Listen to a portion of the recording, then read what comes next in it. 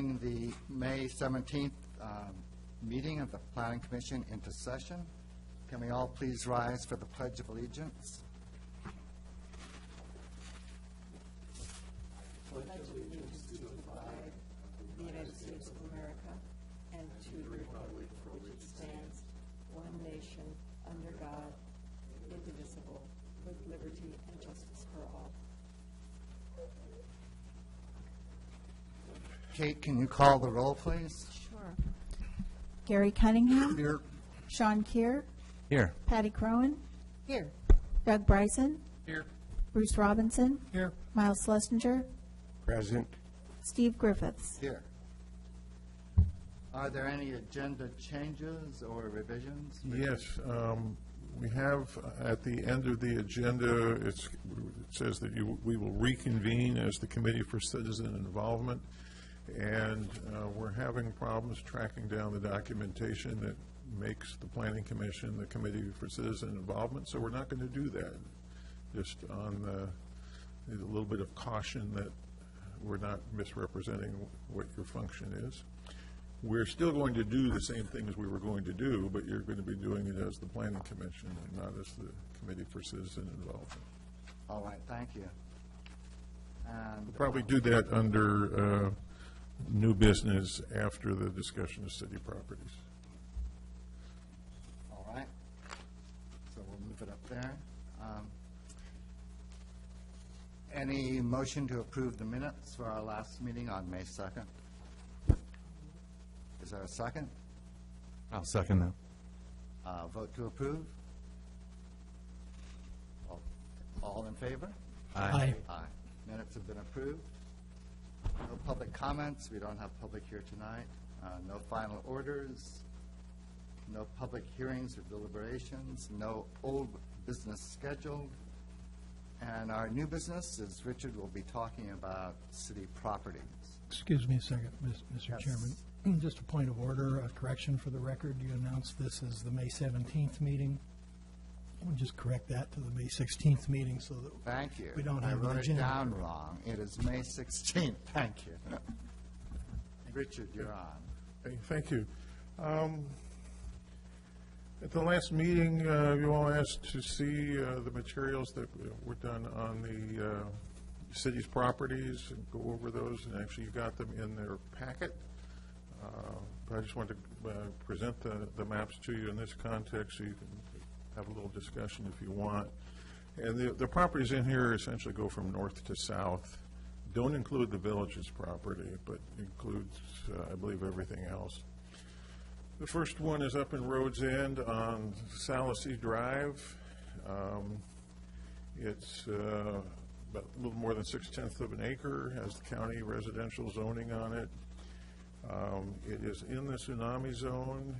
It does not have water and sewer to it. In fact, water and sewer, if you look on the map, water and sewer ends right in this area here. So in order to subdivide that property, the water and sewer would have to be extended out Salasy to it. We did do a preliminary drawing of how it could be divided. When we did this, the thought was this easternmost parcel would actually be kept by the city for a pump station. But Public Works has decided we don't need that anymore, so we may just sell off the whole thing. The question is whether we should sell it off as it is right now and let a future developer extend the sewer and water and then subdivide it, or whether it would be make more sense for us to extend the sewer and water, subdivide it, and then sell it off as individual lots. And we're working with realtors on getting an analysis of that to figure that out. How much Could you would, tell us how you got possession of that property? We got it with the villages at Cascade Head. Do you have a sense of how many units could be placed on that property with a minimum lot size? At least, probably three, possibly a fourth one, but probably just three. Again, that easternmost piece may just be too constrained to put a house on it. One thing, if you notice on this, you can see the contour lines.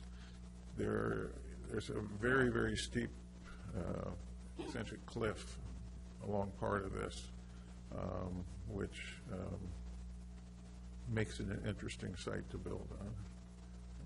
Isn't the bottom part just almost a swamp? Some of it is low. There's actually a culvert drains part of it, but I'm sure there would have to be some filling and in order to really make it comfortable for development, I guess. But the bottom line is one way or another we're going to sell it, whether it's for as it is now, or whether we extend the sewer and water and then subdivide it. What would be the general cost to extend the sewer and water? I think the estimate was around $110,000 or $115,000 to run sewer and water out there, and the lots are probably worth $60,000 to $70,000 a piece. So we'll see what. See whether whether it pencils out appropriately. This next one, this map 2, is just a little tiny piece of property, 17,000th of an acre, less than 2/10 of an acre.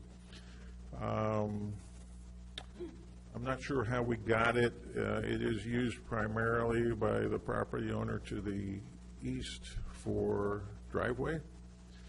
The thought is to sell it to that person, although Salasy Drive, which is, you see it's immediately to the south of this property, Salasy Drive is really not in its right-of-way.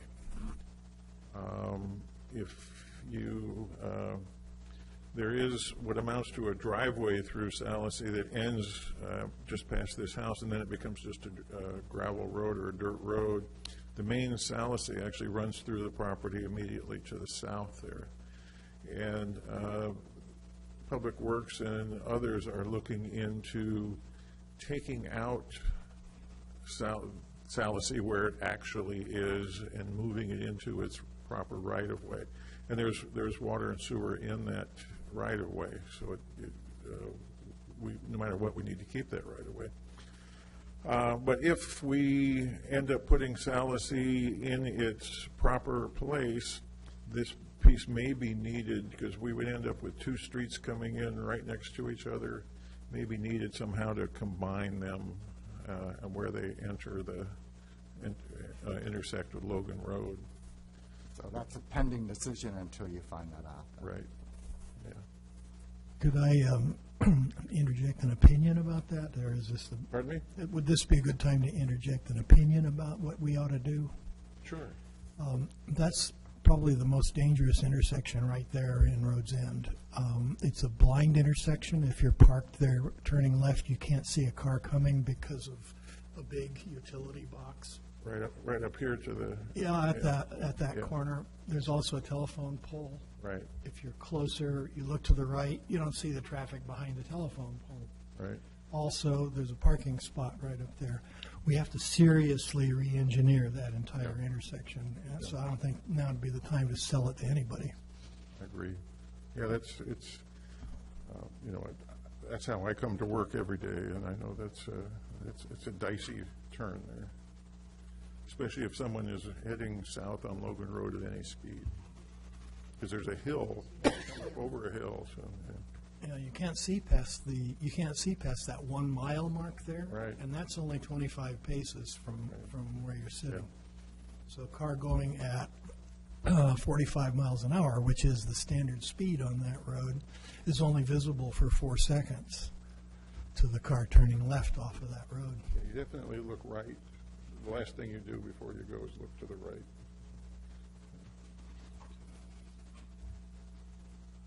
This property is also in Rhodes End. We have Salasy winding up here along the bottom, and Port Drive up at the top.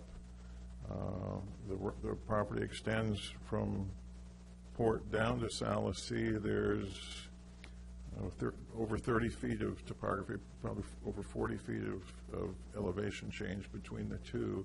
So it's a challenging site to build on.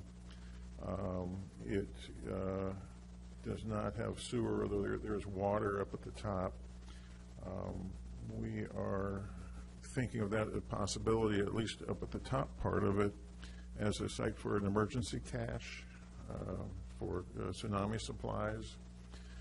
And alternatively, or maybe at the same time, also selling off the right to develop it or sell it for development for a single-family home.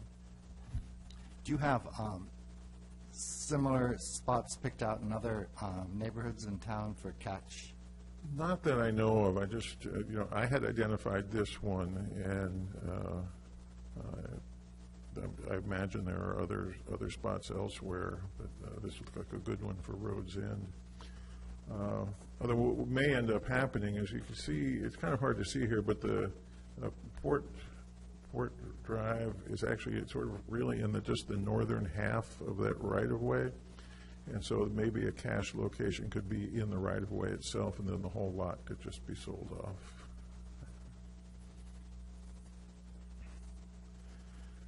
This site is a 100 by 100 foot site in Ocean Lake on the north side of Northwest 15th. Urban Renewal purchased it for redevelopment. They hired consultants to develop a plan for mixed-use development of the property, and so the idea is we would sell it off for development in accordance with the plan that was developed. What is the property to the west of it? Sorry, you speak into the microphone. I didn't hear you anyway. What is the property be to my right? Is that a commercial property? Yeah, it's there's a motel there and a little neighborhood store too.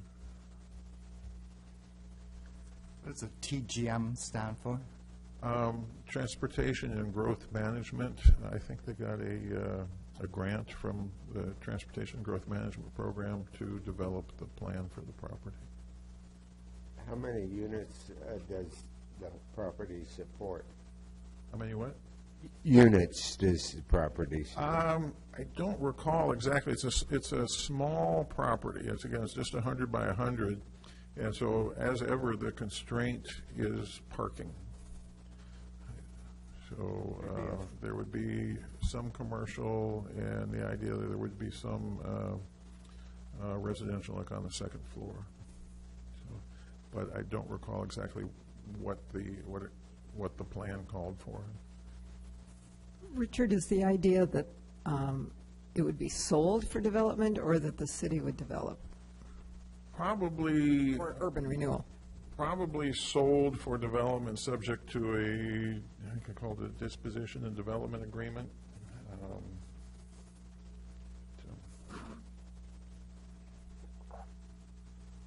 And is that still being marketed then, or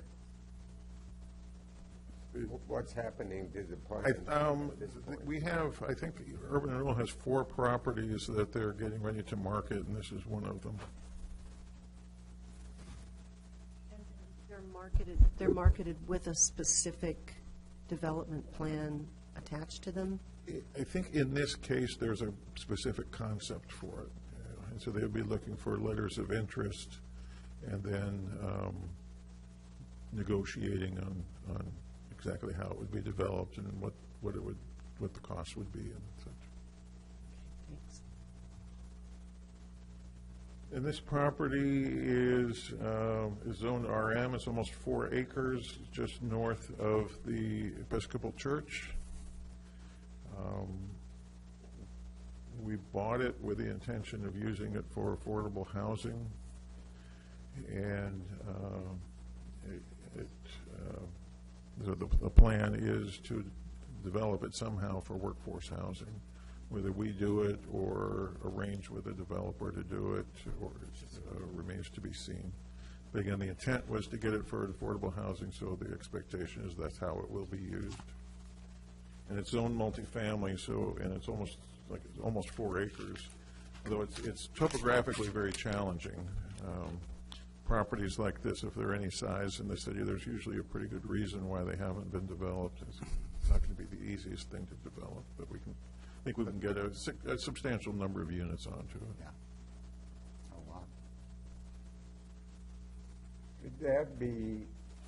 Could that property be, have smaller roads, perhaps easier, and a tiny house subdivision in that? That's a possibility, yeah, tiny house or cottage clusters or apartments. There's a number of options there. It'd be a nice site for that if the road system could support. Yeah, there's a right-of-way here going into it from the south, but that is not a developed right-of-way, and it has a fairly steep slope down from the west to the east, so it would not be the easiest right-of-way to develop for a road.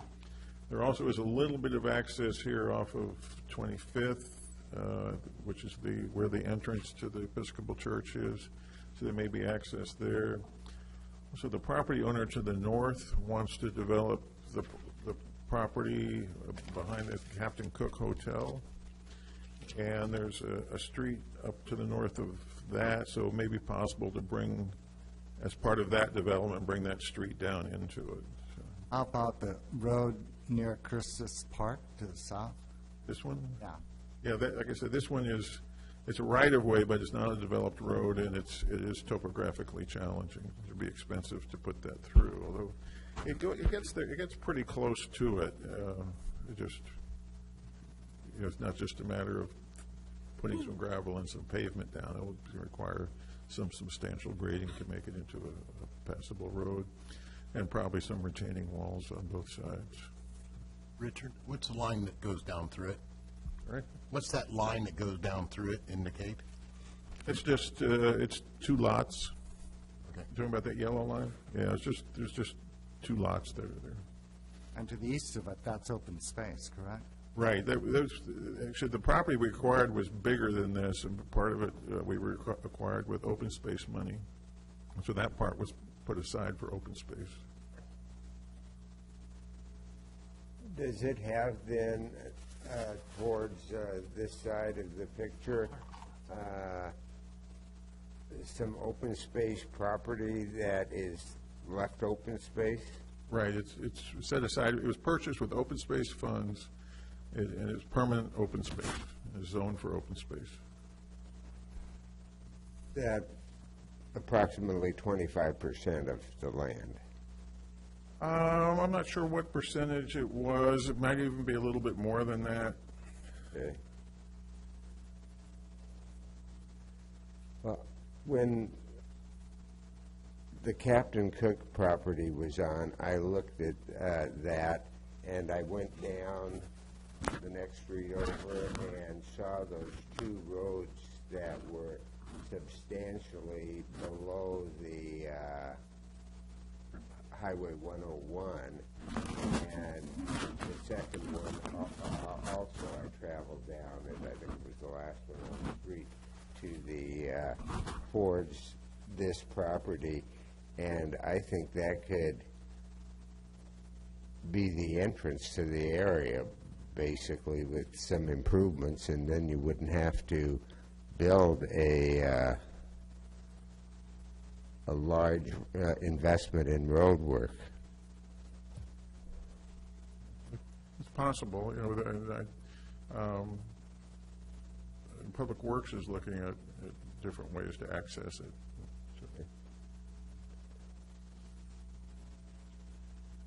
This next property is adjacent to Kurtz's Park, which is here on the left side. You can see the skate park here.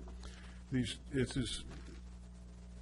though it's divided by this Devil's Point Drive, is actually one tax lot. The photograph here was taken in, I think, in 2013. The skate park actually has expanded into this area as well. And this, on the north side of the road, it drops off very steeply, very precipitously. It's this lower piece that we're thinking about for developing for workforce housing. And that's actually a piece we're looking at possibly developing ourselves in partnership with possibly the school district and possibly the hospital for workforce housing. So roughly with the zoning, there are 7.5, how many units could you get in there?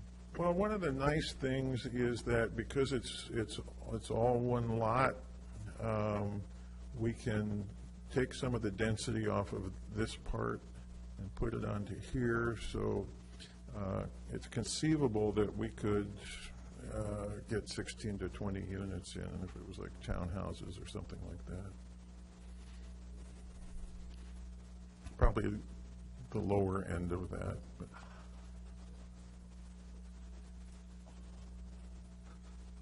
this property is adjacent to the Vineyard Church off of Northeast 6th.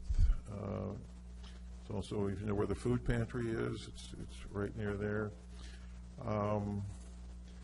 Some of this property, we're not sure exactly whether we'll be allowed to keep it or not. We got it from Oregon Department of Transportation, who owned it for some reason, and gave it to us or actually gave it to the city of Ocean Lake for the sewer plant, which is no longer there. And the deed says when we no longer use it for sewer, we're supposed to give it back to ODOT.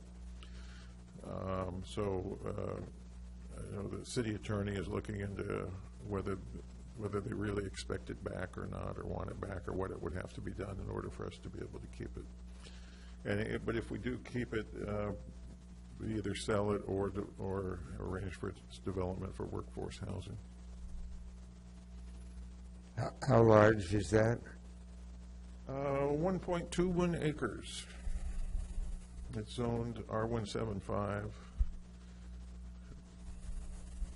Richard, is the ODOT involvement north of 10th Street as well, or is it just that lower part? I'm not sure how far it goes. I know it's at least this piece. There's 3 lots here. It's at least this southernmost piece. Whether it goes up here north of 10th, I don't know. I don't think so. I think it's just these two, the middle one and the southern one, or maybe even just the southern one.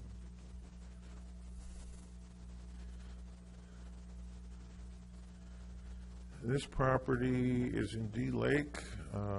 It's almost 2¼ acres. It has general commercial and recreational commercial zoning. The blue shading on that you can see indicates that that's wetland. So it's almost all wetland in there. There is just really this little tongue coming up in here is not wetland. So the state park is to the east here, to the right. This is the boardwalk through here. This little Z line is the boardwalk in the state park. The recommendation from staff is that we just keep it as parkland. It's really undevelopable, and it's direct connection, strong connection with the wetland in the state park, and then onto the lake.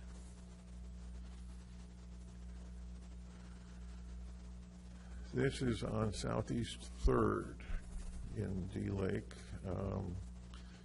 When you go on at the light at first at the entrance to the D River wayside, going the other way, you go in, you go across a little bridge. There's some canals back in there.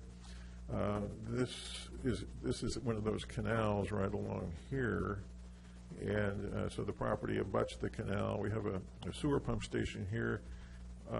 Years and years ago, Urban Renewal built a parking lot down here.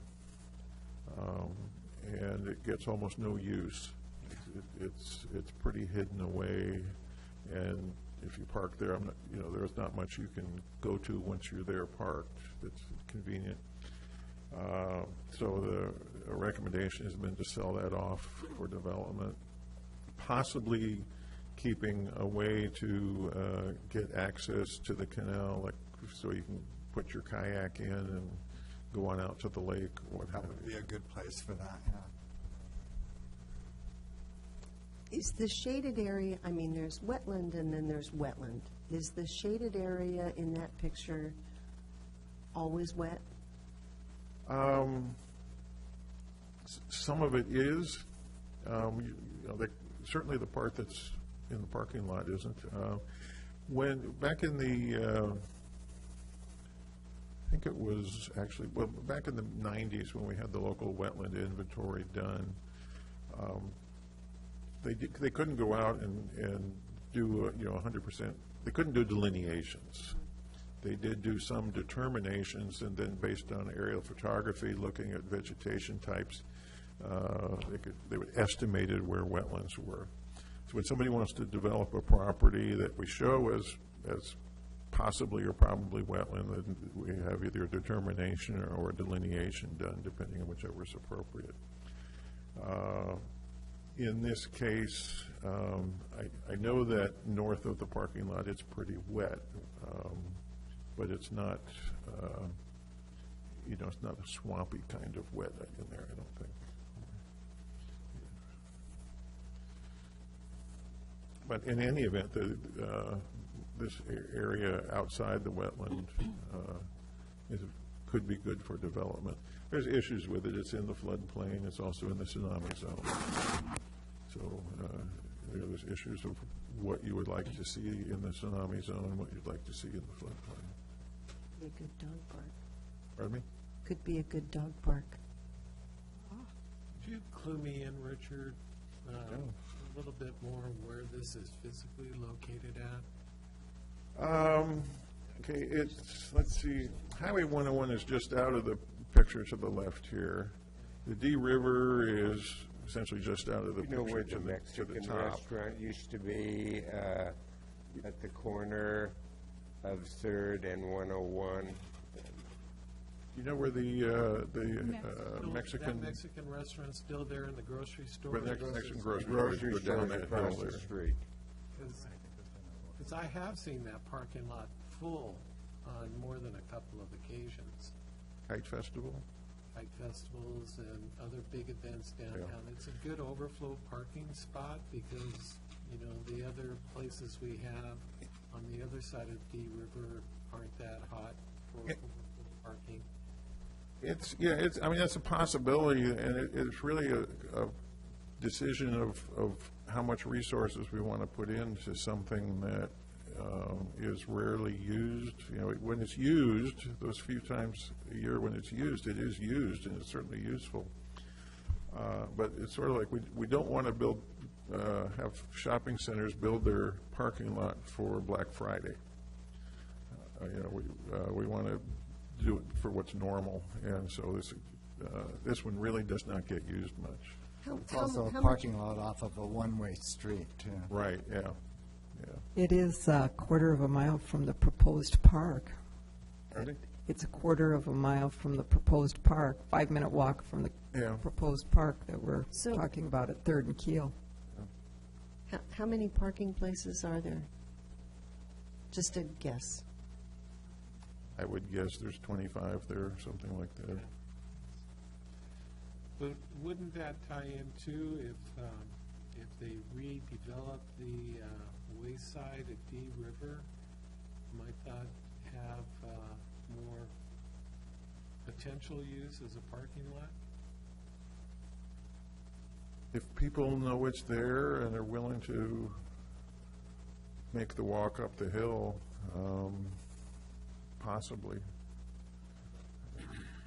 Yeah, Sidewalks all the way up. yeah. We have been doing a lot of planning around a 10-minute walk in Nelscott, things like those 10-minute walk circles and 5-minute Yeah. walk circles. Right. If we're going to have that standard, maybe we should stick with it. Yeah.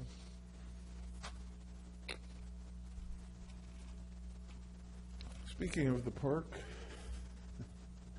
this is off of Keel Avenue. This is a piece that we own that's adjacent to a bigger piece we own.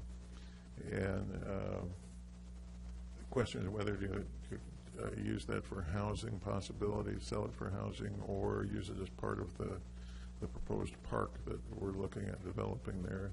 And the consensus is to keep it as for part of the park. And the police station's on that property, correct? Sorry, The police station is on that property at the... the police station is on the property that's adjacent to it and just to the south, and then the new police station will be down there. And again, the park would go all the way down to Third, where we were looking at before, so that parking lot may have some potential for that, for this park as well. And this is a drawing that doesn't show up very well of the park plan. I think you've seen it before. I can't describe it to you on this because it's really, it didn't reproduce well, and I apologize for that. This is in D Lake, Highway 101, running on the right here, Southwest 4th. This is Pier 101. This is the old Taft Nell Scott D Lake Fire Station. There's 2 lots, 0.08 of an acre total. It's zoned general commercial, and the thought is to keep it for some form of business development, whether it's like an industrial incubator space or possibly some kind of attraction, sort of similar in intent to like what's done with the glass blowing studio down in Taft. It's a small building, and it has very limited parking too, so there's some issues around exactly how that could be done. So the city would eventually become the tenant for the business that's located there? Is that the intent? To be the landlord. Landlord, right. I mean, that's what I meant, yes. Yeah. Is the fire department utilizing that building now? No. No, they built the new fire station they've got, so they don't use that anymore, and they built the new one, I guess, up by the police station, so they don't need this one anymore. I think that was part of the purchase of the land that the fire station is on. The new fire station is on. Part of their payment for that was to transfer that to us.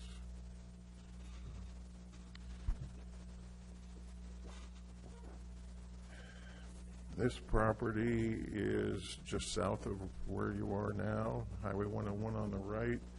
You see Les Schwab down here at the bottom, the parking for McKay's Price and Pride Market up here at the top. It's 5 lots that the city owns, and zone general commercial, and the idea is to sell it for mixed-use development, having commercial along the Highway 101 frontage and residential back here along Harbor.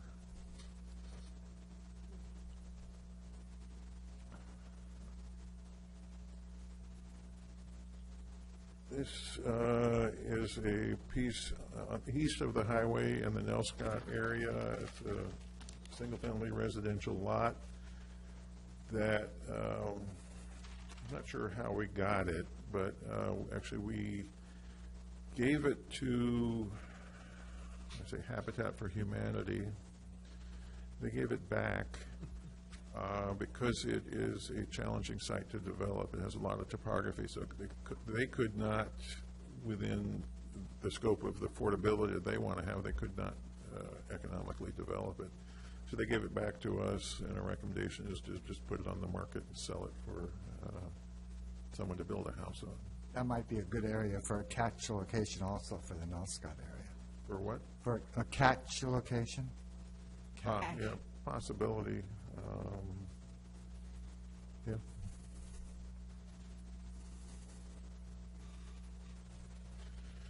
This is in Nell Scott, immediately south of relocated Southeast 32nd. So this is old 32nd up here. This is the new 32nd coming in here. This is where the new traffic light is. The intent is to have that developed with commercial retail space. It's a pretty key location, being at a traffic light on Highway 101. Be very desirable for commercial development, although it does have a fair amount of topography on it, so it wouldn't be the easiest site to develop, but it could be developed. And there is road access in from the top as well as on two sides of it. ODOT would not, I'm sure, would not allow access off of 101, but off of 32nd should not be an issue.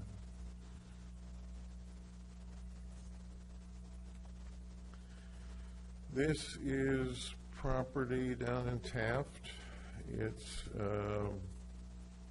3,600 of an acre, zoned R15. I'm not sure how we got it. I have a feeling it was some kind of tax foreclosure. And the recommendation is just develop it. Again, it's topographically challenging, but you know, it does have water and sewer. It's on a street, so if someone wants to invest in it, it'd be a good opportunity for housing.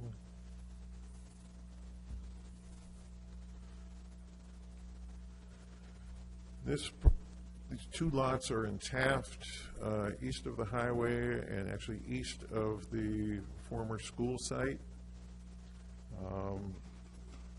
They're front on an unimproved street. They're in the floodplain and also in the tsunami zone. The choices are either to sell it for residential development or for develop it as a park. Is there something in the Parks Master Plan about a park there?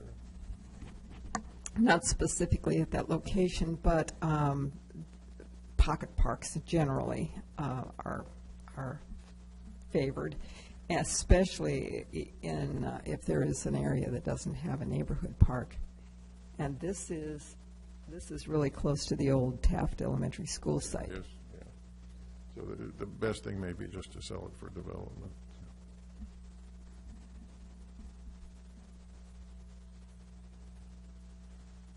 This property is in Taft. It's at the end of 51st Street. That Urban Renewal has been assembling this property. Those of you who have lived here a long time know that's where Hershey's restaurant was.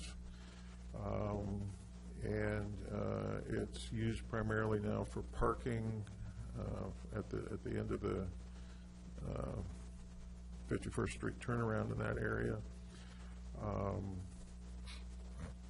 There was a plan a long time ago for this to be developed with a tsunami and weather center, sort of as an attraction.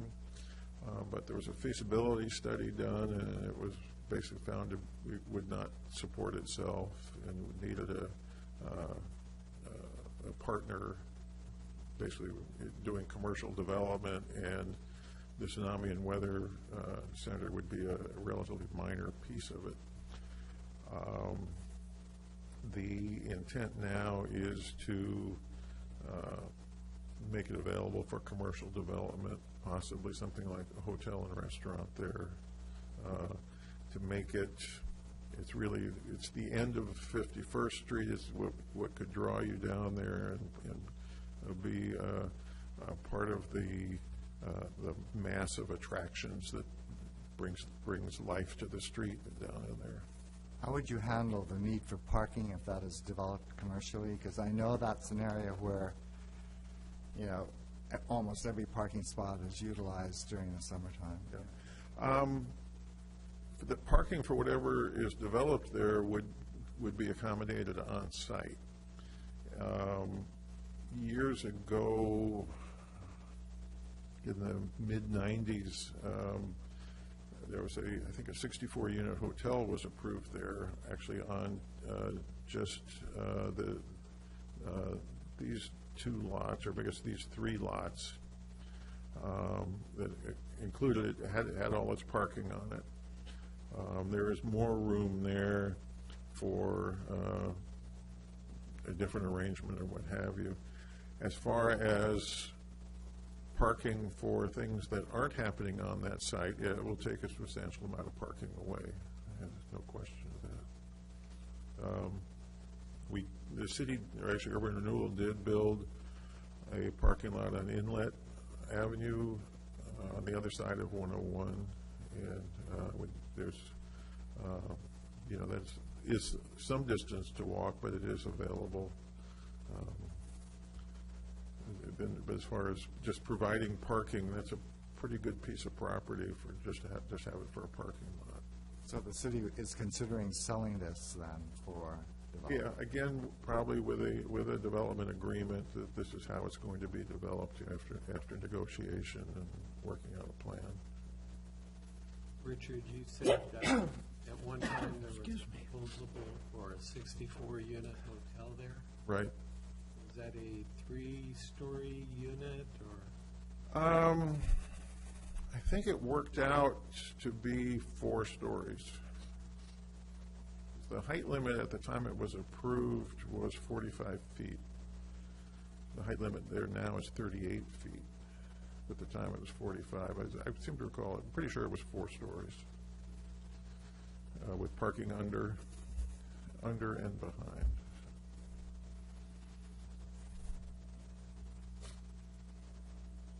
It went almost up. The top floor of the hotel would have been roughly equal with this house at the top of the hill.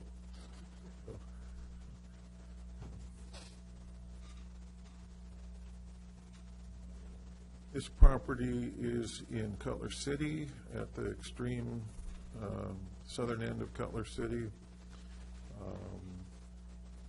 It was purchased to provide parking for access to the adjacent wetlands. There's no trail has been put in connecting that, and actually, from looking at it the other day, I think basically an adjacent property owner is using it for business purposes there. We could sell it for development. It's zoned for residential there, or hang on to it with the idea that it would be parking for a new trailhead going into that wetland open space area to the north. We do have some trails in there, but they don't extend down this far south. But it wouldn't be very far to extend them there, right? I don't think it would be very far. Might be good for parking, or even just for an emergency access to the open space area, yeah, for fire trucks or ambulances or what have you, yeah.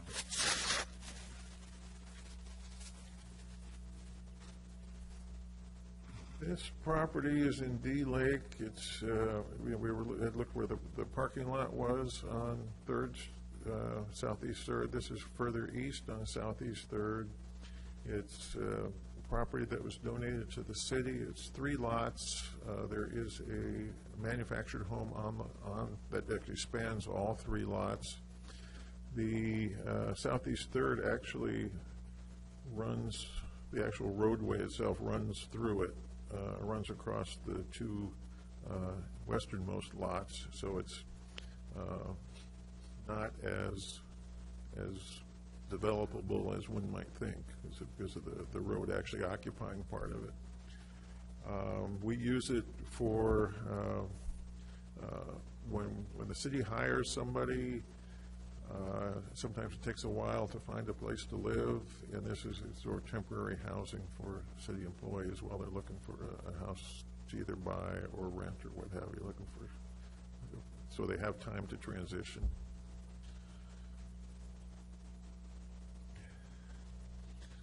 This property is immediately south of City Hall here. It's another property that we own for transitional housing for city employees. Deb lived in it for a while. Timothy Novak, you remember, who was our VRD person, lived in it for a while. It was bought originally with the intention of someday providing extra parking for City Hall, but happy to make use of it for transitional housing for city staff. This one is right next door to it, same story, used for transitional housing, bought relatively recently, and finding it useful for that purpose. Richard, how many houses does the city own that they use for transitional housing? Three. And do others, like, does the hospital have transitional housing as well? I'm not sure.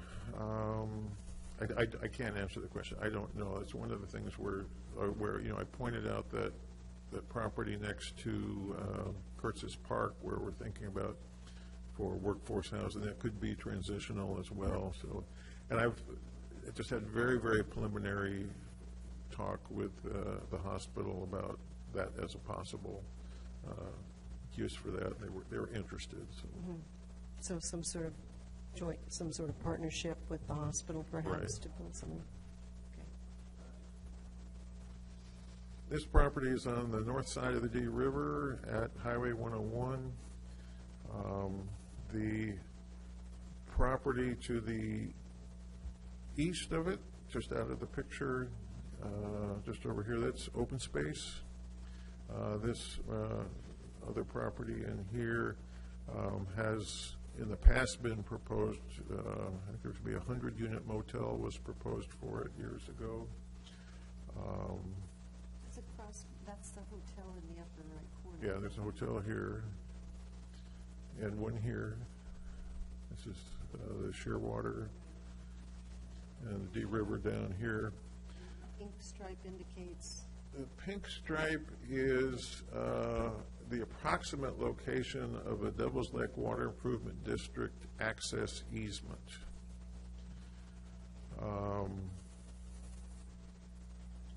It may not be there, and I think it's flexible on where it ends up being located. They need access to the impoundment structure they have in the river here. So they need access to be able to get to it. Doesn't have to be there necessarily, though. I know in the past they've been flexible about moving it as long as they have access. This property fronting on 101, basically where the pink is, would be excellent for commercial development, possibly mixed use. There also is an issue, the green is, this was mapped as a riparian, significant riparian area. I'm not sure that was accurate in that I don't think there's any riparian vegetation there. But it is mapped there, and if it were to be made available for development, that would either need to be protected or that riparian restriction be removed if it turns out it was a mapping error. So, Is this the location, Richard, where the old, is this the location, Richard, where the old canoe rental and snack bar? right, yeah, if you look actually out in the hall, there's a picture of it. There was an A-frame there, and there used to be a beach and canoe rental and snack bar and so on. I've heard, I don't know whether it's true or not, but I've heard that was basically wiped out in the '64 tsunami from Alaska. And that's why that was destroyed and there's never rebuilt. I thought that house A-frame was floated up the D Lake, and it's now a residence on the lake. Oh, yeah? I think I've been in the house, so. Cool. I remember renting a 15-foot fiberglass boat with a 35 horsepower motor on it, and that's where I learned to water ski in 1959, probably. Yeah. There's a lot of support for keeping at least part of that property as park for, similar to what had been there before. I think that's part of the park Parks Master Plan. master plan, right? Yeah, part of it was possibly having basically an extension of the wayside on the other side as parkland.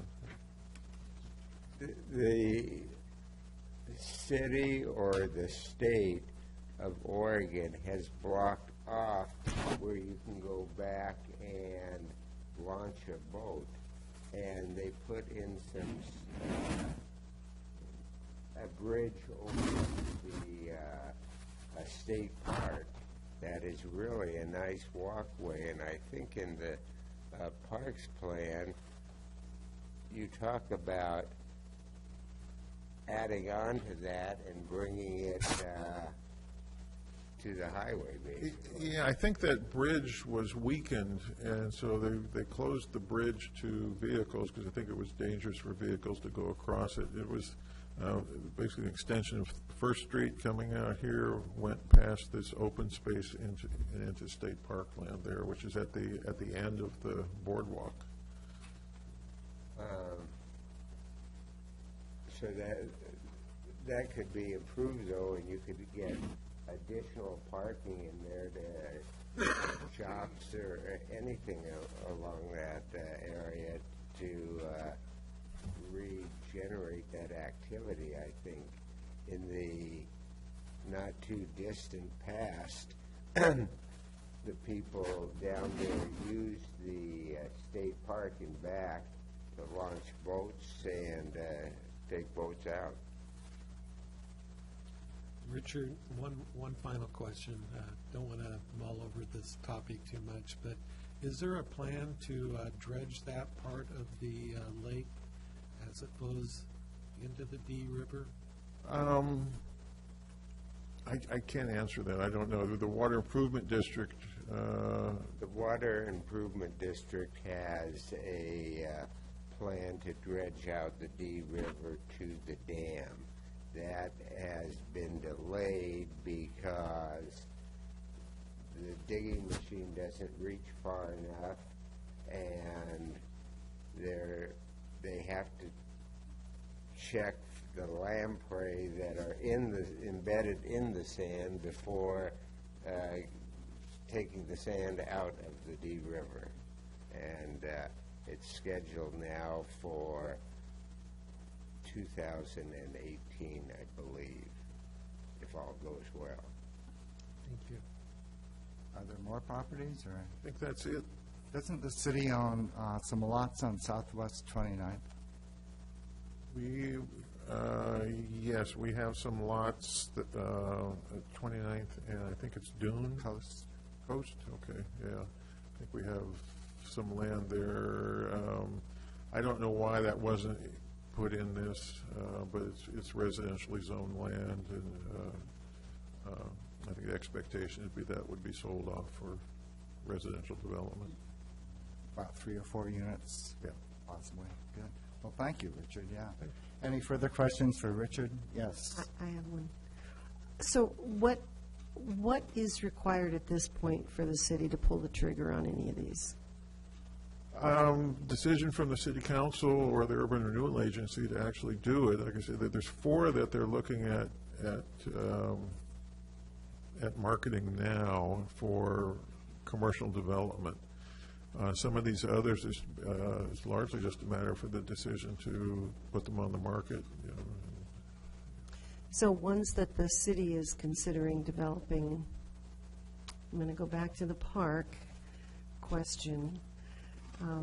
If the city wants to develop a piece of property as the park plan has been approved, right, and adopted.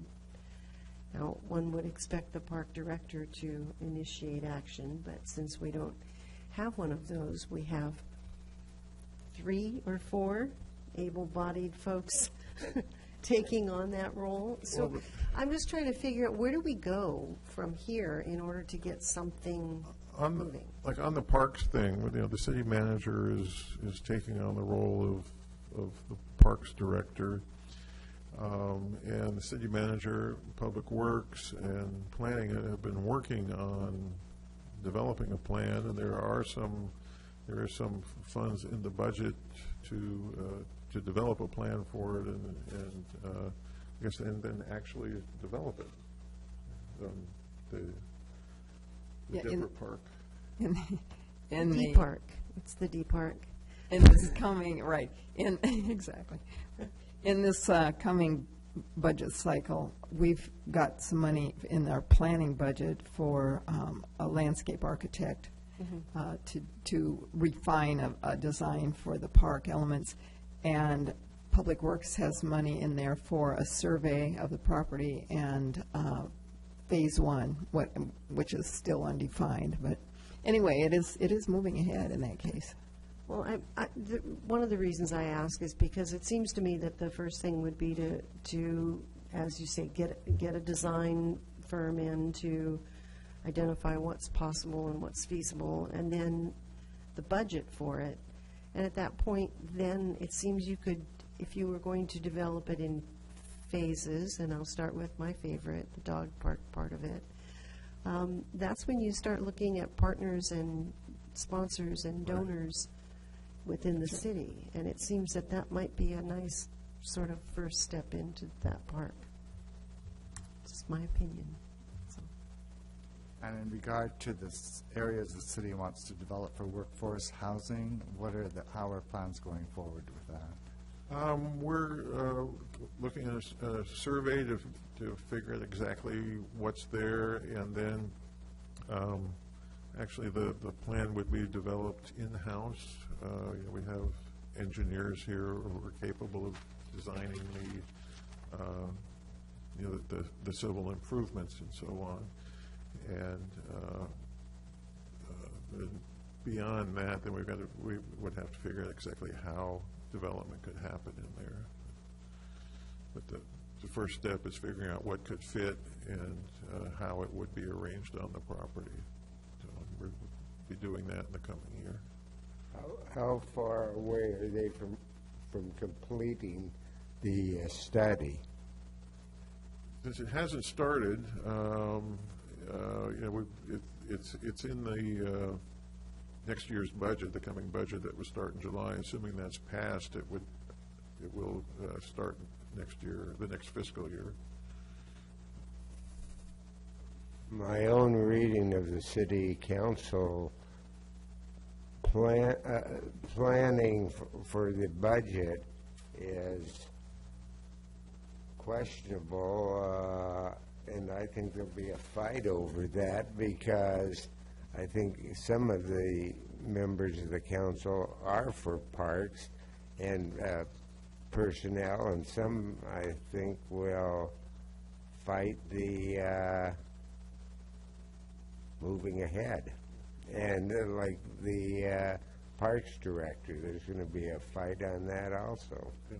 I think regardless of whether we get a parks director or not, the park planning will go forward on that site, and I do expect the park to be developed over the next couple of years. And how about the planning for the residential housing up by Curtis Park behind Captain Cook's? That's probably a little bit longer term.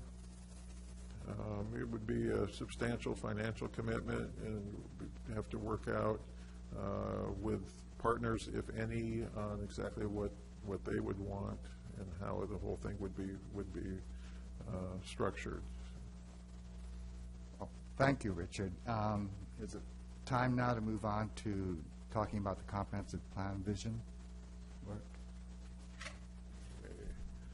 I may as well stay here. At your seats tonight, I gave you, there's 13 pages of materials here. We just got it this afternoon, so I can't tell you, I haven't had a chance to look at it in any depth. Give you just sort of page by page what's here. The first 2 pages are what we're calling the project charter for the visioning process. It sets out the goals, what products we expect from it, and how we would measure success, what risks there are, and who the responsible team members are, and so on. So it's just really essentially like a scope of work and definition of where we're going with it. Richard, you might want to give a little background on. Okay, yeah, actually, good point. The visioning process is an initial step for the comprehensive plan. It's getting from the community where it is we want to be going over the next 20 or 30 years, how we want to see the city develop, and we have a comprehensive plan now that was done in the 90s. It badly needs to be updated, and so the visioning that we're doing is, like I said, as I said, a first step in that. We met last week with the consultant team from we call it J-Row and Co. Jason Robertson and Company, and spent a really interesting day with them, going over a lot of this stuff, where we're going, who's doing what, and so on. It's sort of the first step in working out the schedule, working out this charter, and so on. And the idea of the visioning process is to have a lot of outreach to everybody we can, in every way we can, not having people come to us, but going out to the people in the community to, as I said, see where we want to go and have a vision for what the city will be in the again, next 20 or 30 years. So this is one of the products of that process, as actually as the rest of this these items here. The next piece is a single page. It's the public involvement plan. Again, as I say, I have not had a chance to go through these. We can discuss it more if you want at the next meeting. And all these are drafts, by the way. Just wanted to make sure you're up to speed on these things and see what's happening with them. The next one that I think is an interesting piece is the outreach challenges. And I think it's an important thing because it's recognizing up front where we do have challenges and things that we need to overcome as we try to do outreach to other people,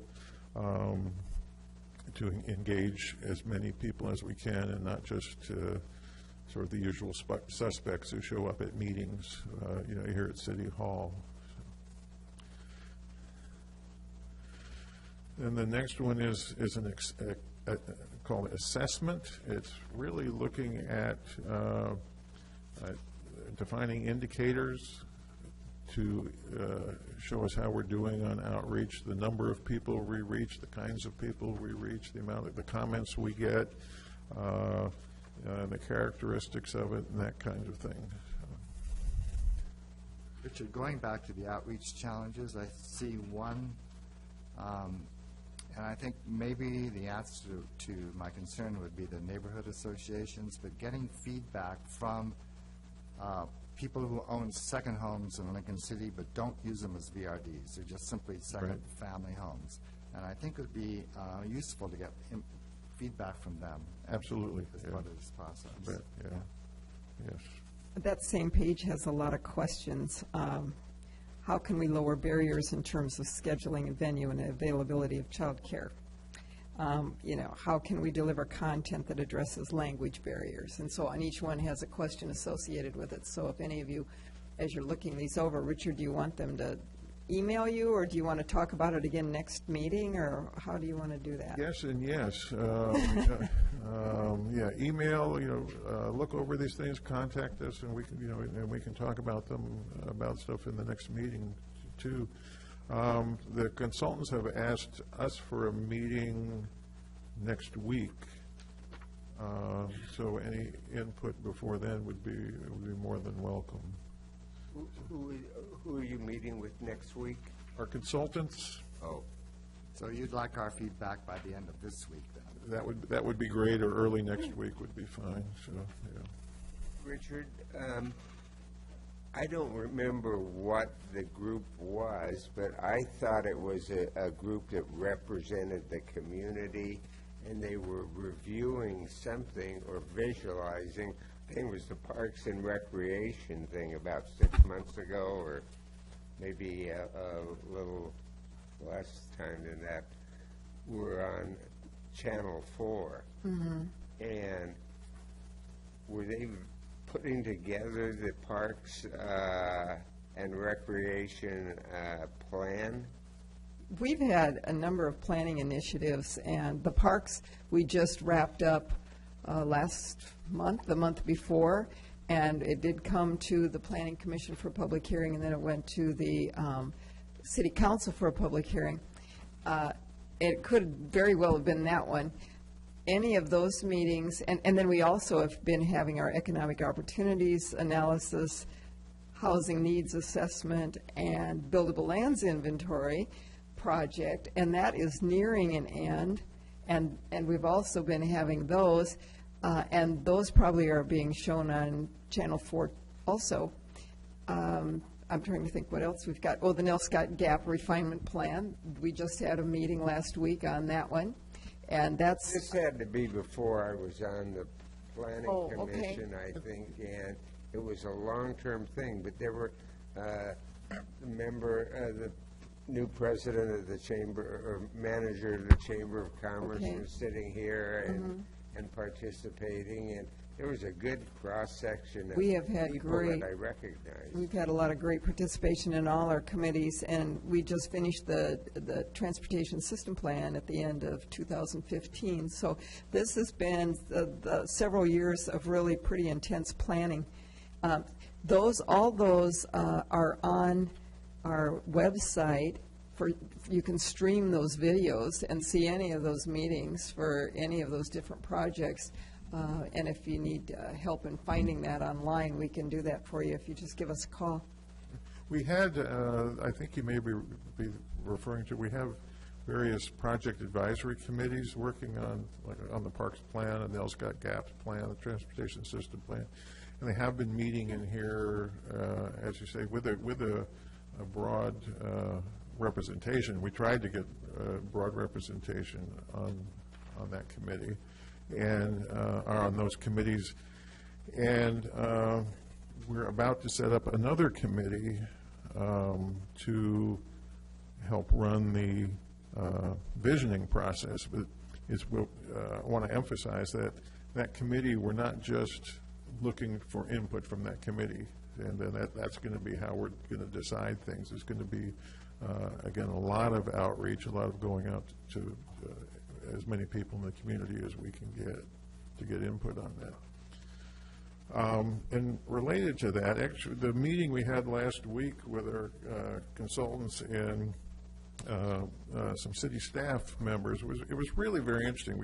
It was a tour of the city, but one of the things we did, and you have actually the next document we got is the stakeholders and strategies document. It was really a brainstorming thing. I'll just go through this really briefly and quickly, where we just literally brainstorming, where we had a whiteboard, as you can see on the thing and on the screen, and had stakeholders, and then looked at various kinds of stakeholders. You can see them listed here. We've got council and committees, and people were writing things up on the board. People were doing Post-its and so on. And so we had all kinds of organizations we could get. This one was councils and committees. We have the Parks Committee, the Arts Committee, Sustainability Committee, Library Board, and so on. Planning Commission, you can see yourselves there. And looking at businesses, and Actually, I was watching the consultants. They have I'm very linear. And watching how they took notes, things were going in a circle on their pages. It was fascinating to see. It was an entirely different way of thinking from what I'm used to, which encourages me, because I like to see a creative approach and different ways of thinking. So I think that is very helpful. So we had this going on. We had, for business was one of the things we were looking at. Involving youth groups through the recreation centers, baseball and softball associations, the skate park, business for excellence in youth, and so on and so forth. Looking at neighborhood associations and homeowners associations, education, the schools, public service organizations, environmental groups, cultural groups, and so I mean it was interesting, and it was all summarized on this sheet. But just going through that process, I thought was really it was educational and I think really good, because I think we got a lot of good input on it. And once the best again- part was at the end, you could just take a picture of it. Just took pictures of it, yeah. No one had to, Yeah, video although assigned to getting it all down. they did get it all down, but they took in order to get it photos. down, they took pictures of it. So And the important thing here is if any of you can think of a group we've missed, then please let us know. yeah, and this was just trying to identify who has a stake. Now, one of the big groups that has a stake in this are people who aren't on this list, because these are primarily organizations. There's a lot of people who aren't in organizations, so, and we recognize that. Are there neighborhood associations besides the homeowners association, like formal neighborhood associations? There's the Nelscott Neighborhood Association and the Roads End Improvement Association are both recognized neighborhood associations, recognized by the city council. And there's other homeowners association as well, the ones for Indian Shores, for Sunridge by the Lake. Kate, are there? Village is a Cascade Head, Oh, yeah. has a small Oh, one. yeah, the Village is a Cascade Head, which, We should yeah. add them. yeah, The Maplewood part. Yeah, Olivia Beach, and so.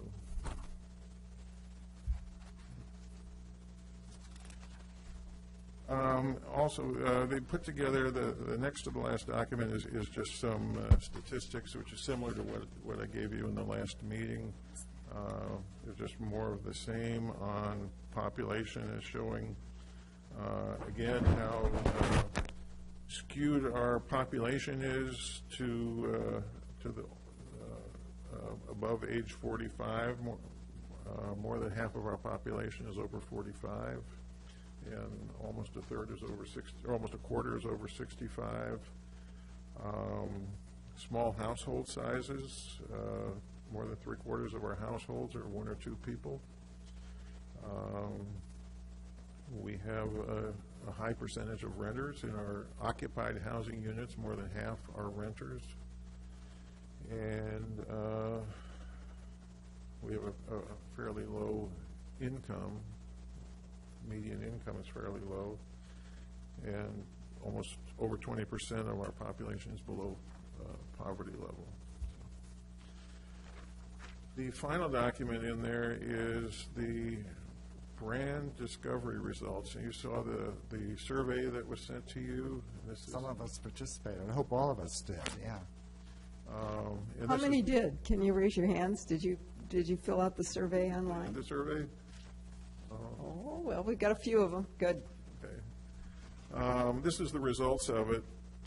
And there's interesting results. I thought it was a fairly clever design. The things that are sort of most immediate interest to me are actually the things on the last page one of the intent of this is to come up with a brand for the visioning process. You know, a lot of places are doing their visioning right now, or, you know, it's Vision 2040, or, you know, Vision, name of city here. We wanted to come up with some kind of name and with some kind of imagery. At the top of the back page, one of the things they said was things not to use, images not to use. Mermaids and pirates were highly popular things to not be used, or another way of looking at it is highly unpopular things. And then there are various names. The names that got the highest votes were Imagine Lincoln City or Envision Lincoln City. And then there's a whole bunch of others, and I'd be real interested in feedback on these things of what, how you feel about any of these names. You want that feedback now, or when we send you our notes? Whatever you would like to give it. If you now would be fine. If Look, you, yeah, what do you think? What's everybody think? yeah. Well, I don't see Lincoln City living on the edge here, but Was that yours? How about lighting the way? Who likes that one? Lincoln City lighting the way, lighthouse imagery. I like the wave of the future because it's oceany. how about still here?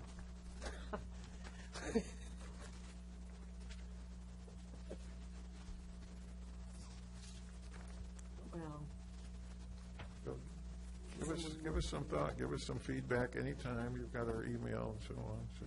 Yeah, okay. Well, thank you, Richard, yeah, appreciate it. Again, we can look at this more at the next meeting. And That would be good, because we'll have a chance to have gone over this and given you Yeah. our feedback and talk about the results. okay, I know our consultants want to get going like immediately on the branding, and what they told me is that I should tell them tomorrow where we want to go, and they're going to turn their graphic designer loose on Thursday. So if you've got feedback, get it to me tonight or tomorrow on the brand and the imagery. If you think a tsunami is a good image, you can do that.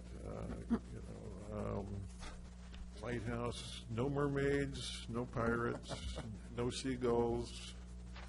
Those things are out, but any other things you think might be good, let us know. So. I can tell you from my wife's Facebook page that everybody adores her pictures of sunsets. The sunsets? Yeah, and I know other people post sunset pictures all the time, but it's a very positive Yeah, feedback they're comment pretty. we get. And we do have the unusual sunsets. And the beach is always changing. Yeah. It's never the same the next day. dynamic. True. Now, do we have training scheduled for tonight, or are we going to reserve that? It's scheduled, but we're not going to have it. All right. And any more to report from you? No. No. Well, Well, actually, Deb has some things to Deborah, report. please. Thank you. Okay, we have 2009 flood maps, flood insurance rate maps that FEMA, FEMA stands for Federal Emergency Management Agency. They produce these maps. These maps are used for us by the city staff to regulate new development. They're also used by insurance agents to set insurance premiums. And so it's very important to the people in Lincoln City who live in these special flood hazard areas. FEMA is revising its maps again. Back in 2009, when we adopted the last ones, they had improved either the methodology for predicting flood, the hydrology in flooding, or the LIDAR, the actual photography, and being able to determine elevations. But they knew that they also needed to update them for the other purpose. There was, and I can't remember which one was which, but now they have finally come out with this next round of maps. And it will affect some people in Lincoln City who are either in the flood areas or now, or are near enough to the flood areas that by adopting these new maps, they may become in a flood, they may come to be in a flood hazard area. So we sent out 827 letters, personal letters to people in and near the flood hazard areas, and we gave them notice of a FEMA meeting. It's in Newport, unfortunately, so it's a drive, but it is Thursday, May 18th. That's this Thursday, from 5 o'clock to 7 o'clock. They're giving a presentation at 5:15. It's at the Oregon Coast Community College, 400 Southeast College Way in Newport. There will be representatives of FEMA, the state of Oregon, and local jurisdictions who will be there to answer questions about specific properties. I have had a few calls already from people who have received this letter asking if I can make them a custom flood map. The county has also offered to do that, but now they're sending people to me to do the ones in Lincoln City. I thought that was too good to be true. So if you want to know how these proposed flood maps are going to affect your property, that's not just for you sitting in here, but also the people who may be watching at home. There are a number of ways to get more information. One is to call me, and I'm at the City of Lincoln City in the Planning Department. My name's Deborah Nicholson, and we have a couple numbers for FEMA and also a website for FEMA. The maps are online. It may be a little bit hard for some people to use those because you have to go through a number of steps in order to find your property and how it's designated.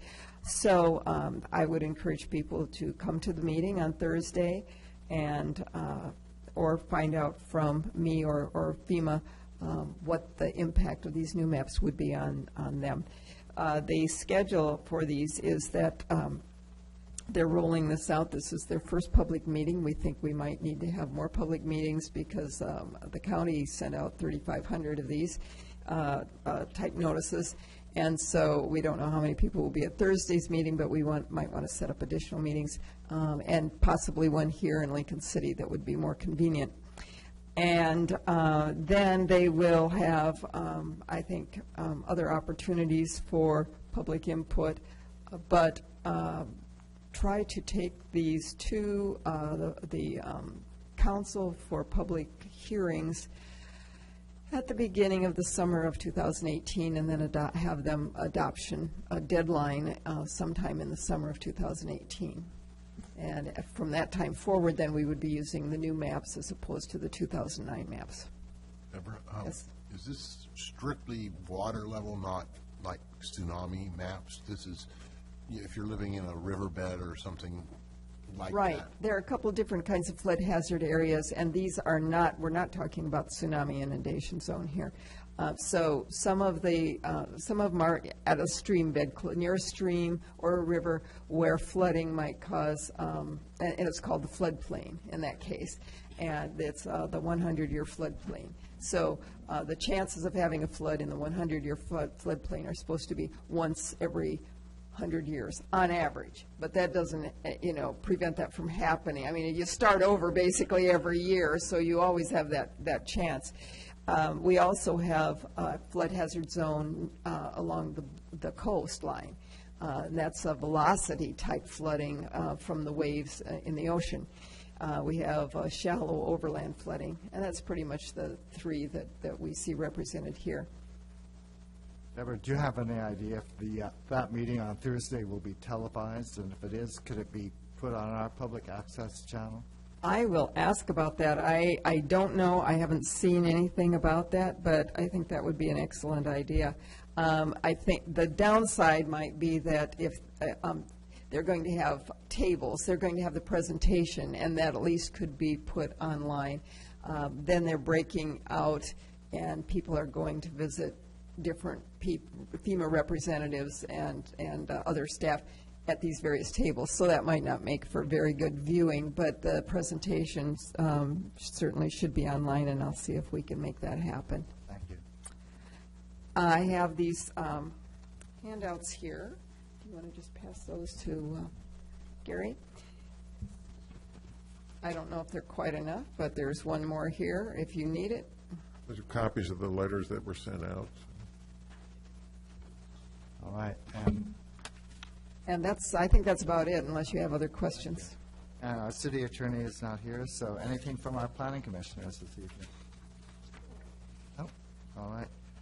No public comments and non-agenda items. Our next meeting is on June 6th, and it looks like we're going to be pretty busy at that meeting with public hearing on the opportunities analysis. Right, economic opportunities analysis, housing needs analysis, and buildable lands inventory. So, And don't strike your gavel yet. On the June 5th, right, we're having a workshop with Planning Commission and City Council. That's 2:30 in the afternoon, correct? right, 2:30 in the afternoon. That's on the Nell Scott Gap Plan. Okay? Will that be here? Yes. Yes. Okay. Is that, how many people is that going to be difficult for many of you to come at 2:30? Those who have jobs. I believe it's a Monday, isn't it, Richard? Yes, it's a Monday. Is it next Monday at 2:30? No, No, June 5th. June 5th. June 5th. All right, well, thank you very much. The meeting is now concluded.